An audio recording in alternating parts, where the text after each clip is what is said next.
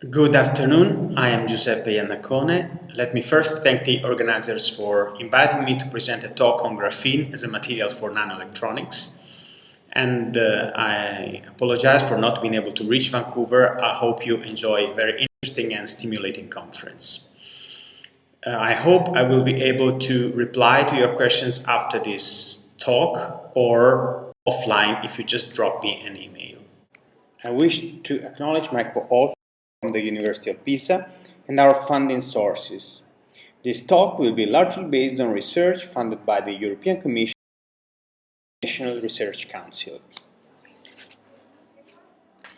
The high mobility at temperature and the symmetric band structure for electrons and holes are extremely interesting for using graphene as a material for electronics. Actually, the perspective of graphene-based electronics ranks high among the many reasons for the growth of interest in graphene in recent years. However, graphene has also a zero energy gap, which represents a serious impediment for its use as a channel material of FETs. The reason is shown here on the left. You can see the band edge profile of an FET in the off state. If the energy gap is small, it is significant, leading to a degraded, which means too large, off-state current. On the other hand, if the energy is large enough, as here, on the right, interband tunneling is suppressed and the off-state trajectory. In the last 4 years, several options to induce a band gap in graphene have been pursued with mixed results, especially from the manufacturability point of view. Now, what is modeling in this context? Here is how we see it. First, we need to be optimistic. We need to assume that the clever scientists working on device fabrication will improve the technology up to a point in which they are able to fabricate a device we now only dream of. After that, we need to ask some relevant questions. What's their performance compared to silicon devices? What are their intrinsic limitations? Do we see any prohibitive manufacturability issue? And finally, can we support experimental developments? To answer these questions, we use numerical simulation tools for higher physical detail and semi-analytical models for a fast exploration of the design space. In particular, many of the results I will show have been obtained with NanoTCAD Vides, a numerical simulation tool developed in Pisa, primarily by Gianluca Fiori. It is a device simulator based on the non-equilibrium Green's functions and on an atomistic tight binding Hamiltonian. It assumes fully coherent transport and can treat generic 3D structures, for example, FETs based on carbon nanotubes, graphene nanoribbons, B-layer graphene, but also silicon and 3,5 nanowire transistors, even if those devices can only be treated within an effective mass approximation. I mentioned this code in part because of a bit of self-promotion, and because we have released it with an open source BSD license. If anybody is curious, can find a web-based version of the program on the Purdue Nano Hub with complete documentation and the link to download the source code. Several options have been proposed to reduce a gap in graphene. First is lateral confinement, which means defining graphene nanoribbons. Very nice experiments are available, but we shall see that very narrow ribbons and single atom precision is required. Then, bilayer graphene is a 2D material and therefore has the big advantage of not requiring prohibitive lithography, but can provide a relatively small gap.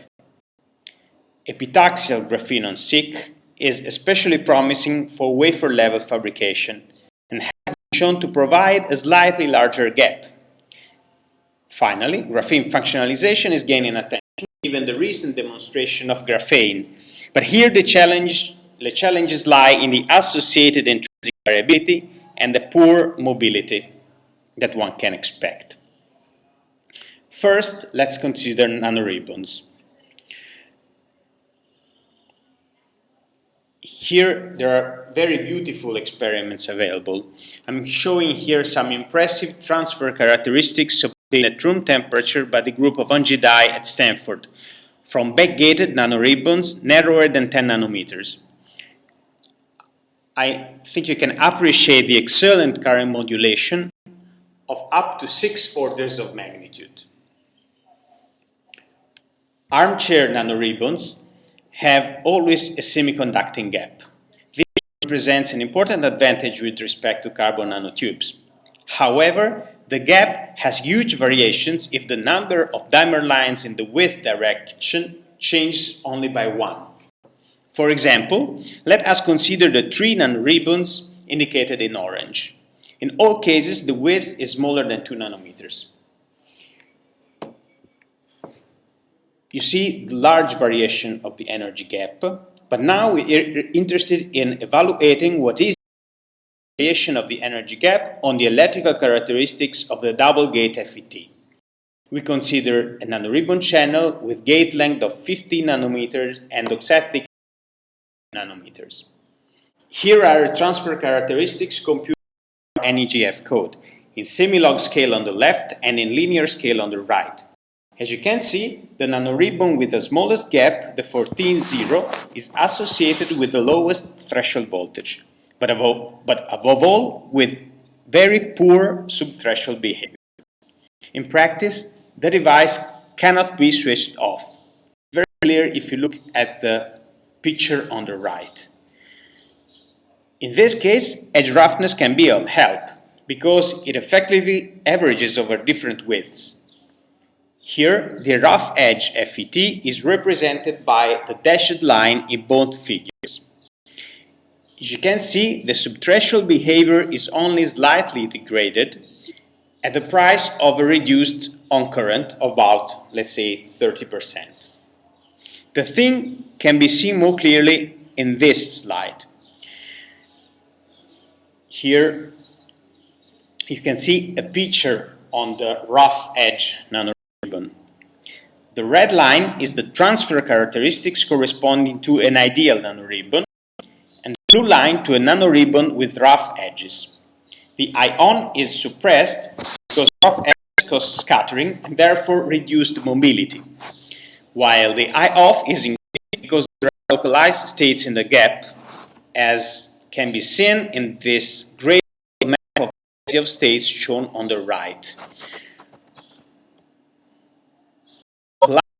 In the gap increase the quantum capacitance of the channel and therefore degrade the capability of the gate to hold the potential of the channel. Let's now move to bilayer graphene. Some theoretical works from 2006 and experiments in the last 2-3 years have demonstrated that a vertical electric field can open a gap in bilayer graphene.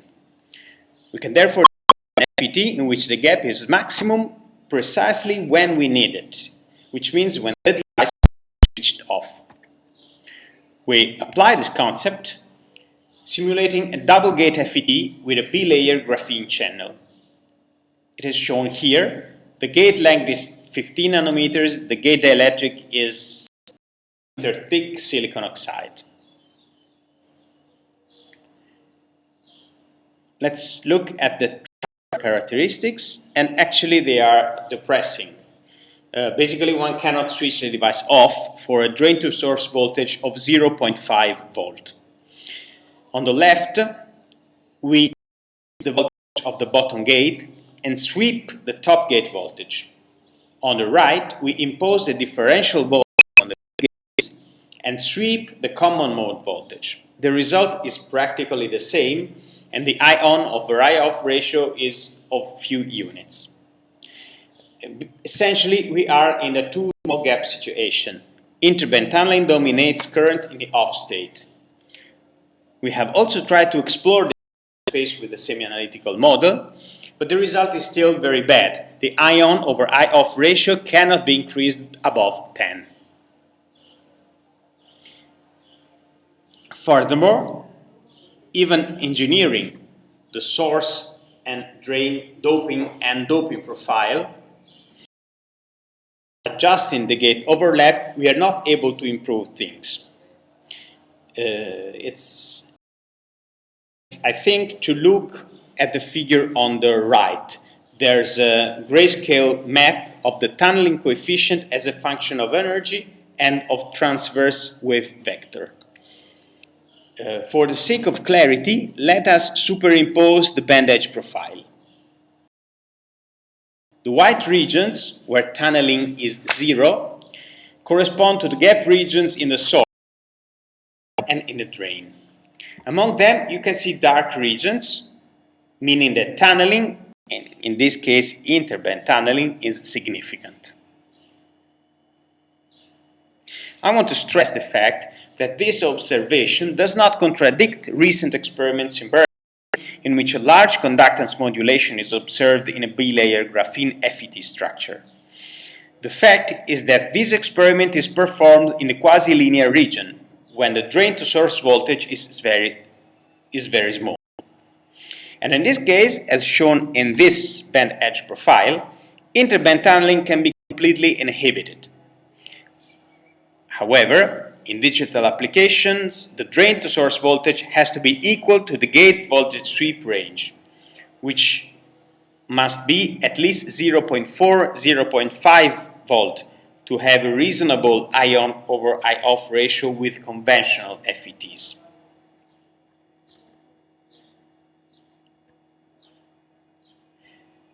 To take advantage of the small gap and to reduce the supply voltage, we have considered tunnel FETs.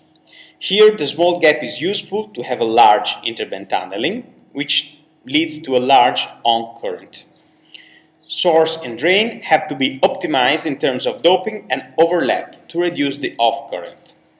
Let me just stress the fact that source and drain are differently doped in a tunnel FET. For example, the source can be N-doped and the drain can be P-doped.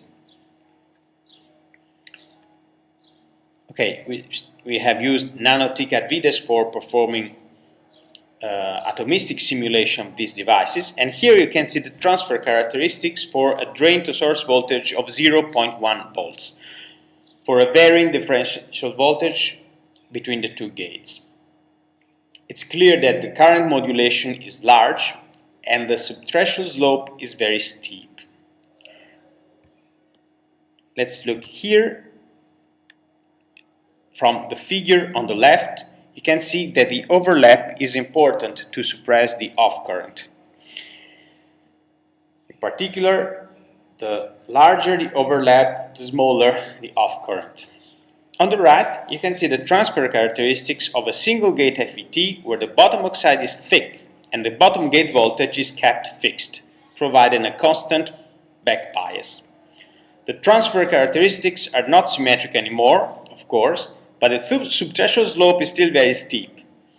One can obtain an I-on over I-off ratio close to 10 to the 4th with a supply voltage of only 100 millivolts.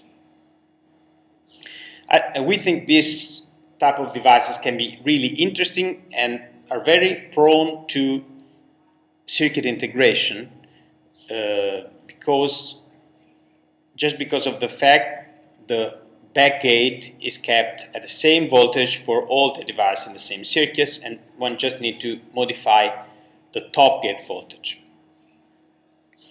We're really eager to see experiment in this type of devices. Now we turn to epitaxial graphene on silicon carbide. This very interesting experimental work from Berkeley demonstrated an energy gap of 0.26 eV, probably induced by substrate coupling. We should stress the fact that additional experimental confirmation by other groups is needed on this point, but however, let us be optimistic and see whether this material would allow to realize good transistors. In this case, we have used the same analytical model to explore the design space in terms of geometry, materials, and doping levels. The plot in the center shows the transfer characteristics for different values of VDS. We see that for larger VDS, the subthreshold slope becomes worse because the drain inject holes that increase the quantum capacitance of the channel and therefore degrade the electrostatics. The supply voltage must therefore be chosen as a trade-off between the need to increase the gate voltage sweep and that to maintain a steep subthreshold behavior. The best condition is for VDS equal to 0.25 volts, just below the energy gap of graphene on silicon carbide. However, in this condition, we are only able to obtain an I-on over I-off ratio of 60. Also for this material, a tunnel FET is more interesting if the supply voltage is smaller than the energy gap. Here, the off current is mainly due to in-gap source to the tunneling or to thermionic current, and therefore it can be reduced by using low doping at the source and drain contacts and by using longer channels. For example, we find that an I-on over I-off ratio larger than 10 to the fourth, which means acceptable according to the International Technology Roadmap for Semiconductors, can be achieved for a supply voltage of 150 or 200 millivolts, and for a channel length of at least 30 nanometers. With this type of devices, CMOS inverters with a reasonable gain in excess of 5 can be obtained, as shown in the figure in the center, and an intrinsic transition frequency FT of up to 1 terahertz can be reached, which is also very interesting. Let us stress that by intrinsic FET, we mean that we do not consider parasitic capacitances, and therefore this value represents an upper limit to the transition frequency really achievable. The latest, in the sense of most recently proposed, option is graphene fractionalization. Here in 2009, interesting experiments have appeared. First in Aachen, conductance variations of up to 6 orders of magnitude have been measured due to reversible chemical modification, probably hydrogenation. And then in Manchester, graphene has been experimentally demonstrated with an energy gap of 4-5 eV.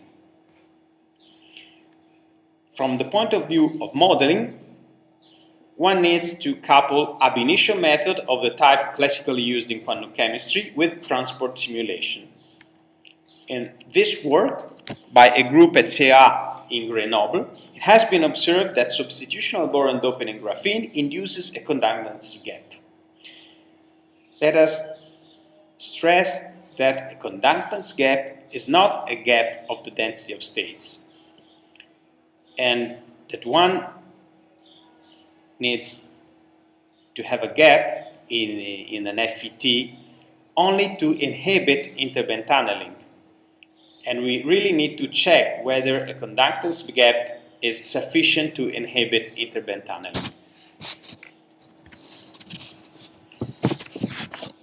We have investigated the same issue using DFTs to simulate graphene clusters with boron doping in order to extract type banding parameters to be used in NEGF transport simulation.